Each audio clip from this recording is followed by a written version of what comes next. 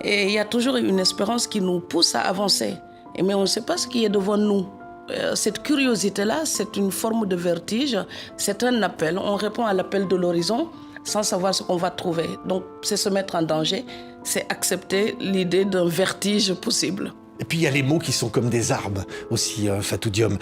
Je vous cite, avant d'accuser les rusés renards extérieurs qui se partagent le fromage africain, blâmons d'abord leurs malléables complices locaux, ces leaders low cost. Oui. Qui sont-ils, ces leaders low cost? Qui privent les enfants d'Afrique du lait de leur mère.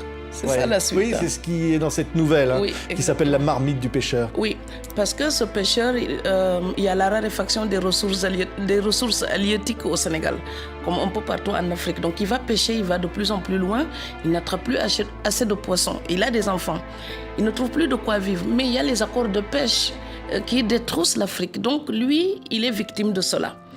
Et on parle toujours, depuis l'Afrique, quand on est en Afrique, on parle toujours de l'exploitation, du néocolonialisme, de l'Occident qui viderait notre grenier. Mais oui, est-ce qu'il pourrait le faire si nous tous, en Afrique, nous étions soudés, s'il y avait un panafricanisme où l'Afrique parlerait d'une seule et même voix? Mais non, chacun va signer ses accords d'une manière, séparée des autres pays. C'est-à-dire qu'ils ne se mettent pas comme l'Union européenne qui va faire un grand ensemble qui va décider.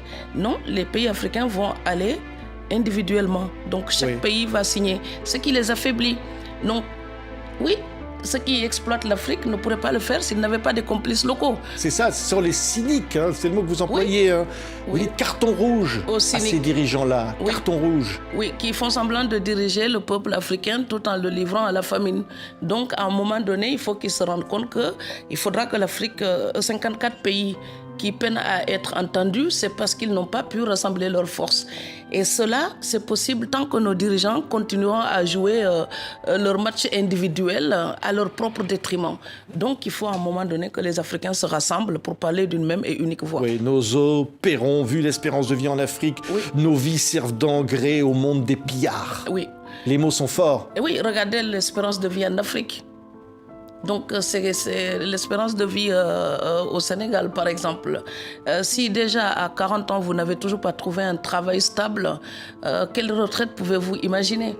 Donc, du coup, c'est un monde où l'Afrique est là comme une réserve disponible pour ceux qui peuvent utiliser ces ressources. Le pétrole africain, vous connaissez une compagnie africaine qui exploite le pétrole africain? Non, tous les noms. Ce sont des noms de pays riches, donc des exploitants extérieurs. Vous connaissez une mine d'or en Afrique qui appartient aux pays africains? À part l'Afrique du Sud, ça n'existe pas. C'est toujours. Ce que vous dites est impossible d'avoir de l'électricité dans les villages africains alors que l'uranium du Niger fait tourner les centrales nucléaires occidentales. À plein régime. Oui. Et puis derrière les villages de Niamey, on allume de la bougie. Quand vous allez dans les îles du Saloum, l'électricité n'est pas permanente. Et donc tout ça, franchement, si votre uranium permet d'alimenter les centrales nucléaires occidentales, vous pouvez au moins négocier une centrale nucléaire pour l'Afrique de l'Ouest. C'est un minimum. C'est quand même pas éthique, même pour les gens qui utilisent cet uranium pour s'éclairer, pour avoir leur eau chaude, pour pouvoir cuisiner. Quand on sait que les villages juste à côté de l'endroit d'où vient cet uranium, ces villages-là ne peuvent même pas avoir l'électricité. Comment peut-on servir de réserve aux autres alors que la gamelle est vide en Afrique? En Afrique, oui. Oui, c'est ça qui... j'ai parlé une fois du chocolat ivoirien, on peut le dire du café éthiopien. Donc, vous savez, le paquet de café, il est hors de prix chez moi. Dans les supermarchés au Sénégal, le café, il est hors de prix. Ce café qui vient d'Afrique. Le cacao, le chocolat qui est vendu en Afrique, on ajoute de l'huile pour fluidifier, pour économiser. Tout simplement parce qu'il est hors de prix. Mais honnêtement, transformer juste le chocolat et faire des tablettes de chocolat en Afrique, c'est quand même à notre portée.